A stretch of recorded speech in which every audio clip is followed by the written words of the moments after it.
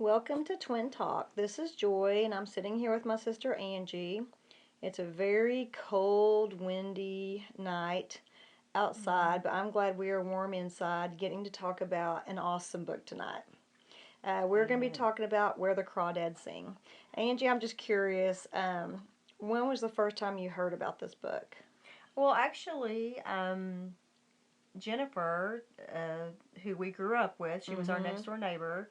She actually texted me and said, "Hey, you guys should do Where the Crawdads Sing." And then one day, you and I were talking in a conversation. I said, "Hey, Jennifer recommended we do a book, but I can't remember the name of it. It's something about crawdads." And you said, and you immediately knew what book she was talking about. And of course, you had already read it, and it was on Audible. So I was like, "Oh, there you go. It was our next book." And the reason I read it was because, I think we should get paid by Audible, by the way, as much as we mention them. Audible people, whoever you are, if you're listening, we highly recommend you guys all the time. Give us a call. Yeah, come on, Audible. Don't we mention them all the time? Yeah, because that's the main source. That's how we get to, because we're both so busy and don't have time to really sit down and read all the time. So who cares Audible, that there's millions of people who are using it. We're doing a podcast and mentioning you in every podcast. Yeah, exactly. But Audible, thank you. I will have to say, and I'm not getting paid to say this, I don't usually have time to sit down and read, and it's awesome that I get to listen to books. So, anyway, the reason I read it was because when I'm on Audible, they always pop up these books. Because you read this, maybe you'll like this, and it was one of the suggestions, and I was like, okay. When I read the blurb or whatever, I was like, that sounds pretty intriguing, and I'll listen to it. And I loved it. But I'm curious, all these times we've been discussing future books to read, that I don't remember you ever thinking about this book. I think it's because it's been so long ago that I've read it. It just it didn't register. Yeah, because after I read it, I mean, I might as well say it now, I was blown away by this book. So I thought, wow, I can't believe Joy hasn't mentioned this book. I know, and honestly, I think it's because I've read so many books that are good. And yes, I agree. This book blew me away, and it was better than most of the books I've read within the last few years. But for some reason, when we discussed books to do, it just wasn't on my radar. I don't know why. Well, I want to thank Jennifer just for recommending it because I loved it. So that's all you got to know. That's all I have to say about that. Well, this is interesting to me. I found this on the internet, so it has to be true. Where the Crawdads Sing is a 2018 novel by Delia Owens. It has topped the New York Times fiction bestsellers for 32 non-consecutive weeks. Wow. So, in other words, it wasn't on there consecutively, but still 32 weeks at the top of the New York Times. That's a long time. That's a long time. So here's a real short summary, and then we're going to get into our discussion. Okay, sorry, I accidentally scrolled down. The story follows two timelines that slowly intertwine. The first timeline describes the life and adventures of a young girl named Kaya as she grows up isolated in the marsh of North Carolina from 1952 to 1969. The second timeline follows a murder investigation of Chase Andrews, a local celebrity of Barkley Cove, a fictional coastal town of North Carolina. Did you ever get confused with the two timelines that intertwined, or did you like that approach to telling the story? No, she did such a good job of keeping them separate. No, I never got confused. I liked it because it's kind of like a puzzle. She goes back and forth between, I guess, these two timelines, with present day and past. And you're kind of like the detective. You're getting to put the pieces together. I guess we should mention that there's a murder mystery involved. The overall impression of the book was, for me, it was super entertaining. You have romance. There's a murder mystery at the center of the book.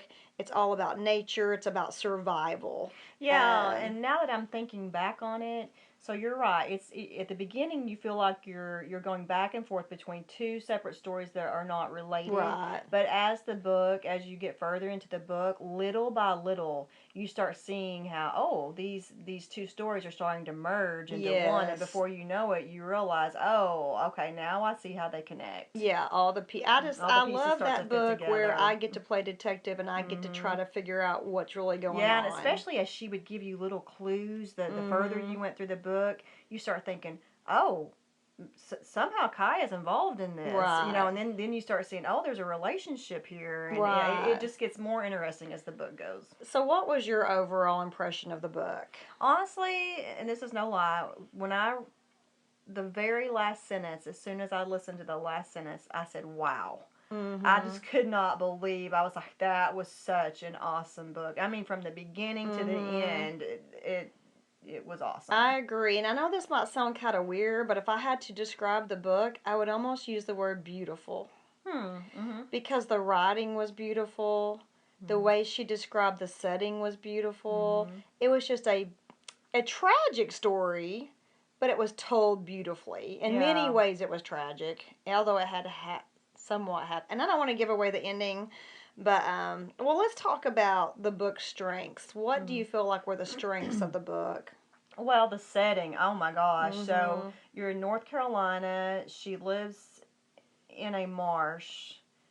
On a marsh? In a marsh? Yeah, Okay, I I don't guess know. in the marsh. She Yeah, lives in the marsh, we're and talking about a girl. The main character's name's Kaya. mm-hmm. She's been abandoned She's been by her abandoned family. and one by one, her family, first the mother leaves, then a couple siblings leave, and eventually it's just her and her father, and then he leaves. Mhm. And so you have this young girl who's been abandoned, and she ends up growing up alone in a very isolated, they call it a shack that she grows up in. And she has to learn how to basically survive on her own. Yeah, she has to feed herself, provide for herself. She has to figure everything out for herself. So it's Mm-hmm. a story of survival. Yeah, but the way that the author describes the shack, describes the land, Mhm. describes the marsh, it's that part to me was like I was like, wow, That's it was what blew me away. I yeah, agree the with imagery Angie. was really Yes, good. I agree with you 100%. The setting, Mm-hmm. you felt like you were in the marsh with Kaya. You could hear the insects, you could see the birds, you could see the water. I mean, she did such a good job of painting a picture. I just felt like I was right there with Kaya, Mm-hmm. seeing and smelling and touching and tasting. Oh my goodness, it was phenomenal job with setting. Yes. Also, what was cool too, as you learn a lot. It almost sounds boring, like learning about a marsh almost sounds like a boring science. I don't want to learn about a marsh. But the way they talk about it in the book, the insects and the Mm-hmm. water and The just the birds. birds, the way she Mm-hmm. describes everything and talks everybody about everything, she makes it interesting. And did you enjoy hearing about, like, reading about all the things dealing with nature? I guess is my Yeah, and I question. kept wondering as I read the book because I knew nothing about the author. I kept thinking, okay, either this author um, is a scientist or Mm-hmm. some type of expert That's exactly what I was thinking. She's either, you're right. She's either in the some field of sort of, yeah, zoology she's either or. some sort of a scientist, biologist, Mm-hmm. something, or she has done tons of Yes. research. And I asked you, I said, do you know? Do you think she just did a lot of research? Now, how does she. She knew so much about animal behavior, Mm-hmm. and then you sent me some articles about how her and Yeah, her I had husband to. or her ex husband, I guess, were Mm-hmm. actually like it was like they were research scientists. Yes, they Um, actually lived in Africa mhm, for over 20 years, I think it was Africa, mhm. studying animal behavior. Like they would Yeah. follow a herd of elephants for like 10 years and Mhm. document their behavior. And she said she learned so much about pack behavior and how the females always stayed together, but the males would stray and come and Yeah. go. And And that was one of the most fascinating things about the book was Kaya, because she was alone, she had no one to teach her about life in general, about mm-hmm. how things work, and so she learned a lot about life by watching animals and their Yes. behavior. Yes, she learned Mm-hmm. a lot about just by watching animals and their behavior. What's interesting to me is that they said Delia and her husband, they're these I don't even know what their correct title would be, but Mm-hmm. they said they where they were watching this herd of elephants. They said it was one of the most remote places in the world, and they lived in this tent and like makeshift tent, and they actually lived there for years and years. So she actually knows what it's like, even though she had her Mm-hmm. husband with her and animals all around her. She knows what it's like to be isolated Yeah. and not have like electricity and running water, all the things that Mm-hmm. Kaya had to deal with, you know. Yeah, and I kept thinking, wow, if I was a psychologist, I was truly wondering throughout the book, in real life, if you have a young girl who's isolated from society. Now, she did have some contact. She would go into town. There was a person she had dealings with. She would dig Mussels. mussels, and she would Mm-hmm. sell them, and that's how she got money for food. Is she Mm-hmm. would sell these mussels to And oysters and and things like oysters. She would that. sell them to someone who had a little store on the off the And I dock. thought that was interesting Mhm. too, the hierarchy. Mhm. So Jumpin was the name. He was a black guy, and he Mhm. ran this little gas station slash convenience type store Mhm. on the dock of the. And that's who she sold her Yes, mussels and and oysters he to. he treated Kaya like a queen, like his own daughter, and even Mhm. he and his wife even helped her by getting her clothes and things like that. But Mhm. my point is, at this point in time, blacks were looked down upon, and of course Kaya, they called her swamp trash. Yeah, They she called was her the considered white yeah, trash. she was considered a white trash marsh girl, and once again, I feel like it's kind of stereotyping Christians, but they made it look like the Christians, quote unquote Christians, Mhm.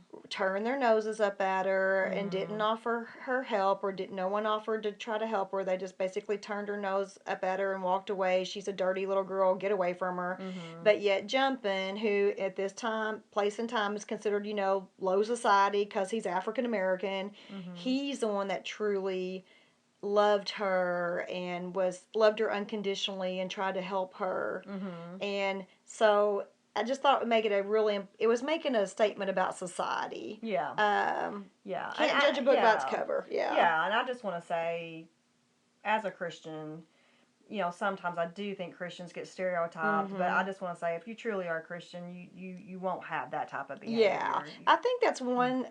And once again, I love this book. It's awesome. But Mm-hmm. we're going to talk about. Let's go ahead and talk about the. Well, I'm going to add one more thing to the strength, but on the weaknesses. Mm-hmm.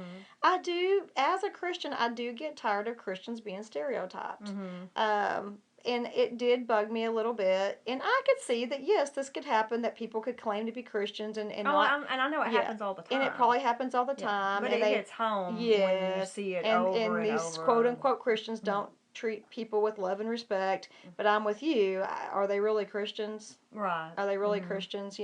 So that kind of did bug me that the Christians were stereotyped. But Mm-hmm. but back to the book's strengths. Okay, are we done Uh, talking about the weaknesses? well, we were on the strengths, and then Okay. we were going to go to the weaknesses, Okay. but I Okay. jumped ahead because we Okay. were Because talking I about. have a weakness, but I can wait. Okay, so back to the strengths, Mm-hmm.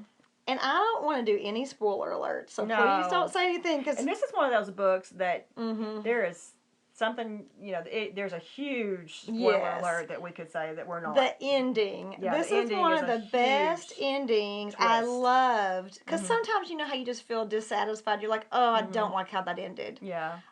Okay, it's one so of those you here's. don't really see it coming. Yes, Yeah. okay, so this is my question for you.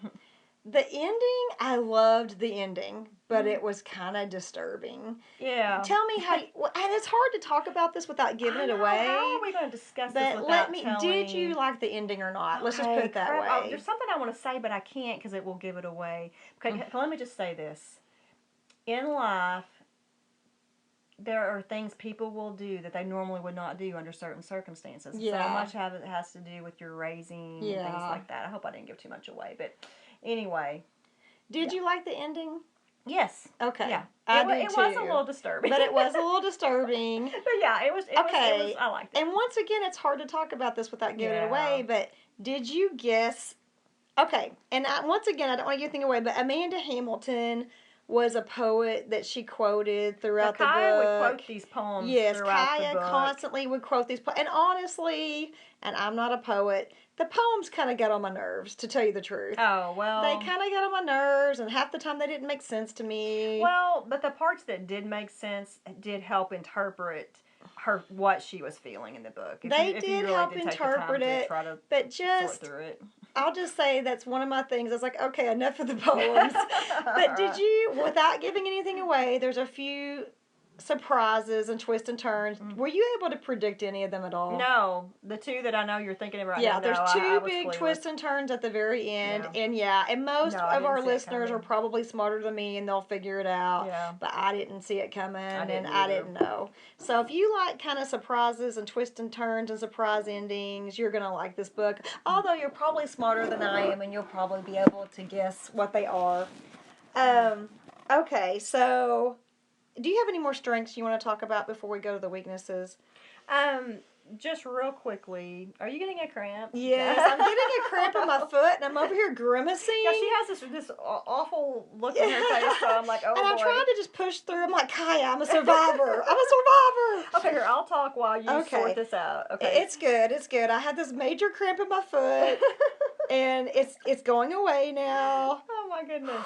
If there's anyone out there who has a home remedy for cramps, we need to know. Any home remedies for when you're, and it's not just my toe, it's my whole foot. Yeah. Okay, I'm sorry, we're talking about this awesome book, and somehow it got off to my foot. It's okay. Okay, back to the book strengths. Relief. So the setting, learning about nature, I love the twists and turns. I love the ending, even though it was a little disturbing. Mm-hmm. Do you have anything else you want to say about the book's strengths? The only thing I want to add, and I think I started to say this earlier, but I got sidetracked, was, I love studying about human nature. Okay. So to me, I was fascinated throughout the book watching Kaya, who is always dealing with loneliness and isolation, and seeing how she handles different circumstances that come her way. Yeah. And I wondered through the whole book, okay, if this was a true life story, is this plausible? Would a person really react this way to certain? So that part to me was very fascinating. And I think it was plausible. I think that the way she acted, because when people would come around, she would hide.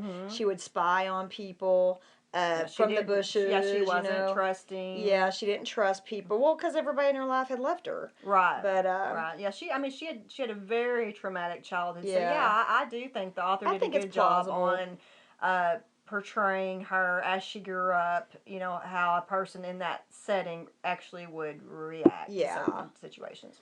Okay, books' weaknesses. And I hate to even talk about that because it's such a phenomenal book. But there were a few things, and I've already mentioned one. I'm reading one of yours and I'm cracking up.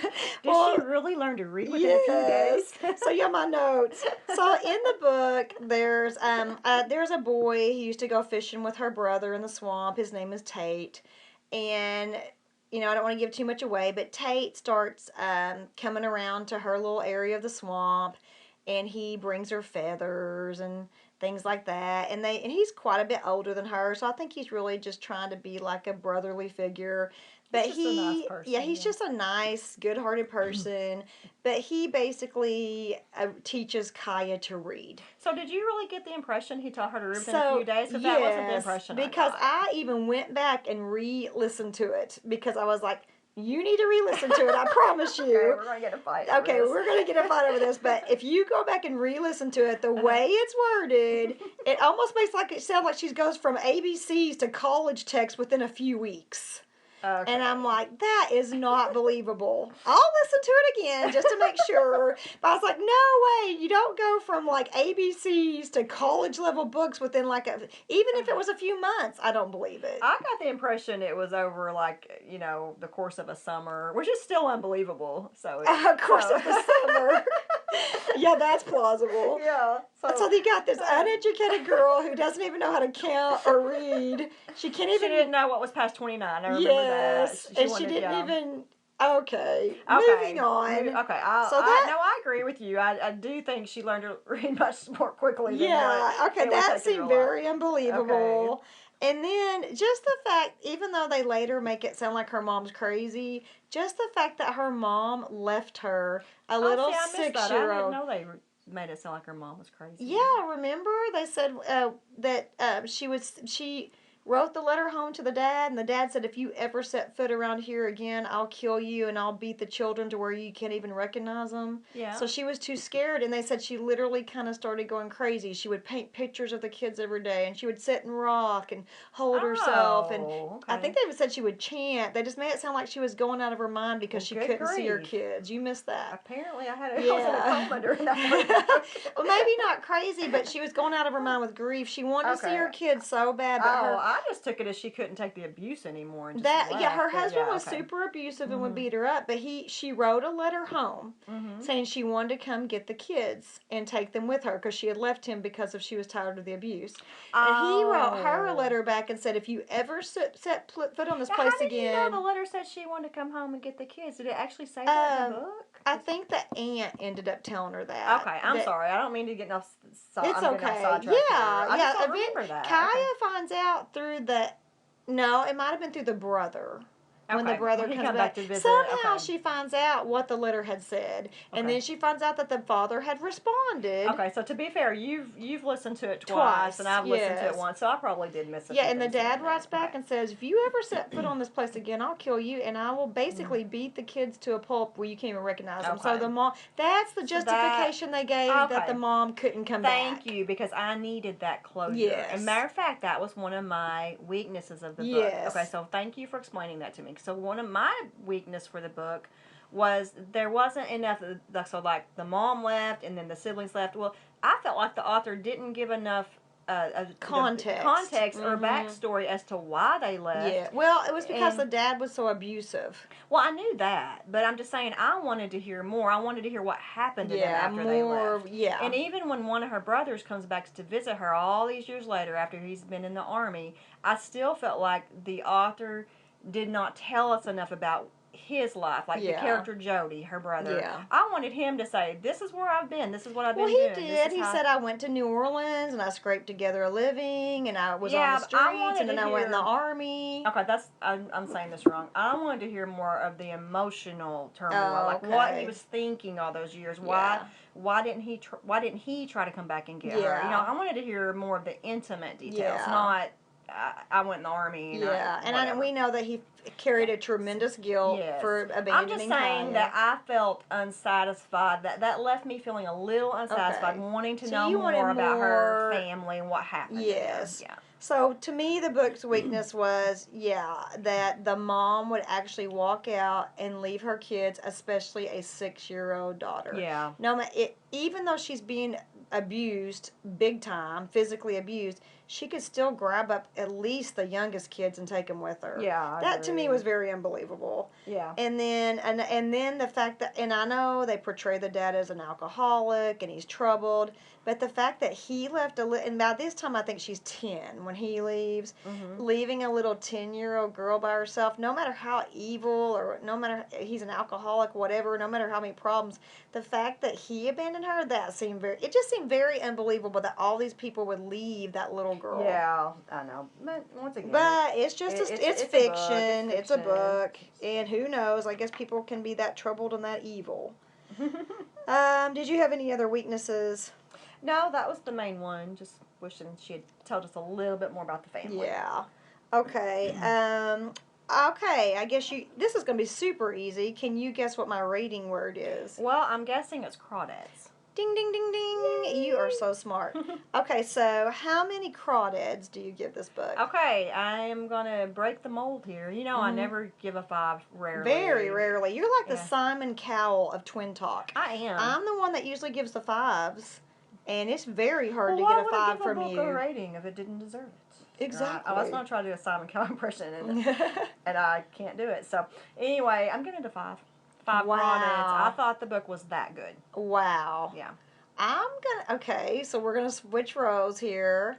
I thought about giving it a 5, but then it just keeps bugging me how, like, the plausibility of people actually abandoning that little girl. And I'm sorry, the Amanda Hamilton poems, I'm sorry, they just drove me nuts. I'm like, quit reciting Amanda Hamilton poems. And, okay, in all fairness, I think it's because... Okay, and I really hope the narrator never listens to our podcast. I mean, the chances of that happening... I don't think you have to worry about it. Yeah, I don't think I have to worry about this because she did an incredible job. Don't get me wrong, she did an incredible job by giving Kaya a voice. But the voice, the voice is very southern and very kind of, it sounds, uneducated. But every time, like, she would read the poems in Kaya's voice, I would just kind of cringe. I was just like, did that? The narrator. I'm sorry, the narrator. Yeah. Did you ever get bothered by the kind of the choices she made for how she portrayed Kaya's voice, or?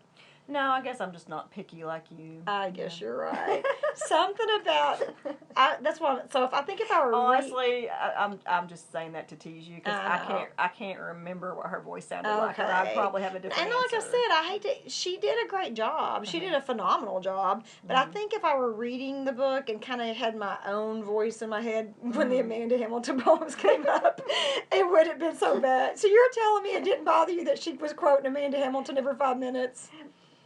She quoted it a lot. Yes. But honestly, I was in that mode of trying to figure out what the poems meant. I was trying to. They were helping me understand the story. Okay. So I wasn't looking at it as another poem. I was looking at it as it was helping me to understand her feelings, her emotions. Yes. Yeah, what Kaya was feeling. And you're right, and I'm sure that's what Delia Owens intended. Yeah. And I'm just being shallow here, but it's something I don't know why, and maybe no one will agree with me on this, but the book reminded me of To Kill a Mockingbird meets The Notebook.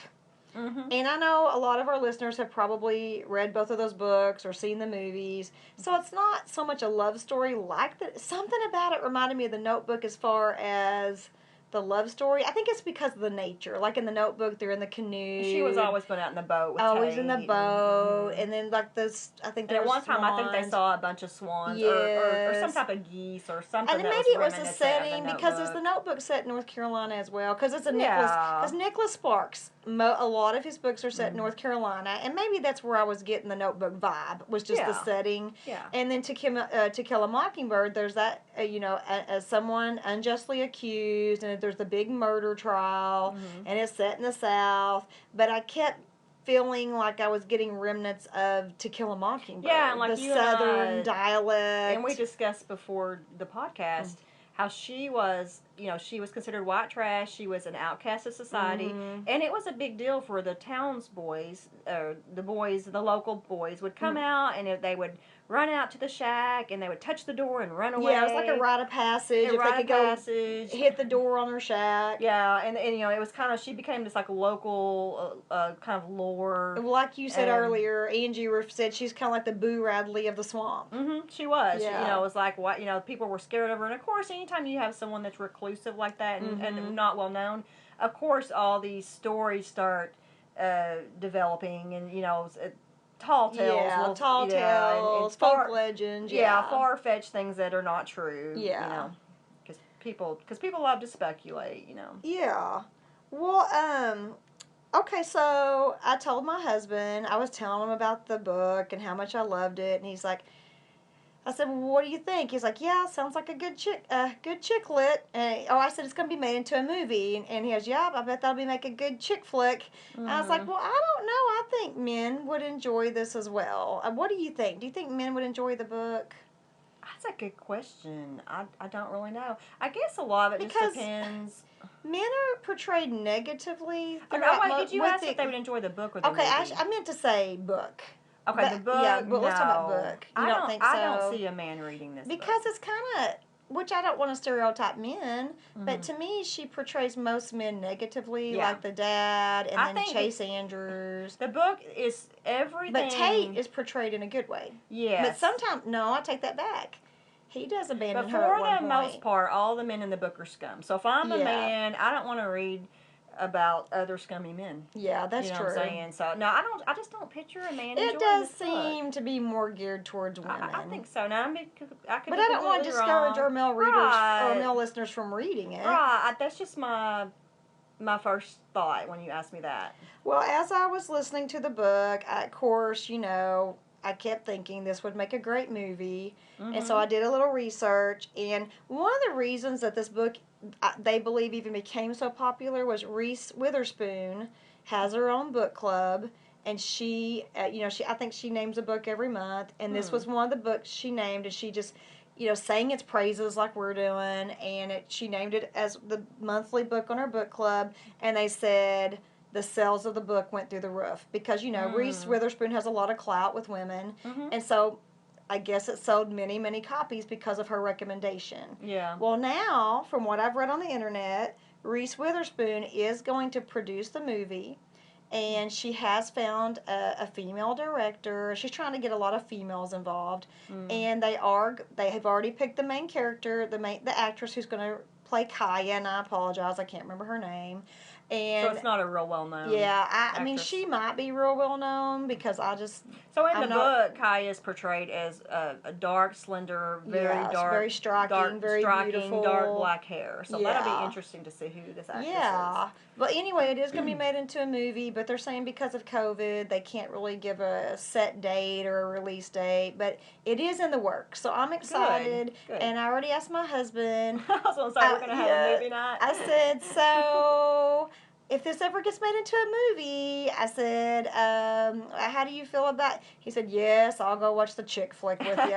He said, I'll go watch it, but I can tell it's going to be a chick flick. So. Hey, we should even tell him, okay, and after the movie, y'all have to listen to our podcast. Yeah, seriously. Now if further punishment. Further punishment, that would be true love. So here's a question, and I didn't tell her this ahead of time, but who would you pick to play Kaya? Because same deal, skinny. We've had this conversation before. When it comes to current actors and actresses who are young, I am clueless. So I guess I am too. I just honestly, I don't even know who's on the radar right now. Yeah. So no one comes to mind. Of course, I think Demi Moore. Well, what is she, 60 now? I was thinking Megan Fox, and she's even getting older. I mean, we automatically think of people our age or people that we grew up watching. You're right. I don't really have anybody younger on my radar. Yeah. But I do think. Selena Gomez, but no, she's not. I could see her. Could you? Playing her, the older version. Something about her face is too round. Yeah, I almost picture Kaya as being I picture someone has a little bit more sharper features. Yeah. Okay, well, so I guess to recap, it is it's an awesome book. It's beautifully written. And we are. I'm regretting that we didn't pick our favorite passages to read. Once That's again, something we've gotten away from in our podcast. Well, here's the negative to audiobooks. A lot of times when I listen to an audiobook, I don't get the hard copy. And this is one I may want to get a hard copy because once again, there are some beautiful passages in here, and this is definitely a podcast where we should have read some passages from the book because it's so beautifully written. Yeah, I agree. So, is there anything that we haven't talked about or any last comments you want to make? I always think of something after we stop. Yeah. That's just how. But I think we've covered most of the highlights. Yeah. Read the book. Yeah, read the book. Okay, read Where the Crawdads Sing by Delia Owens, and hopefully the movie will be as, somewhere near the book. They're never as good as the book, but hopefully it'll get somewhere Hopefully it'll near. get produced, in our lifetime. Yeah, hopefully. Okay, thank you for joining us, and we will see you next time on Twin Talk.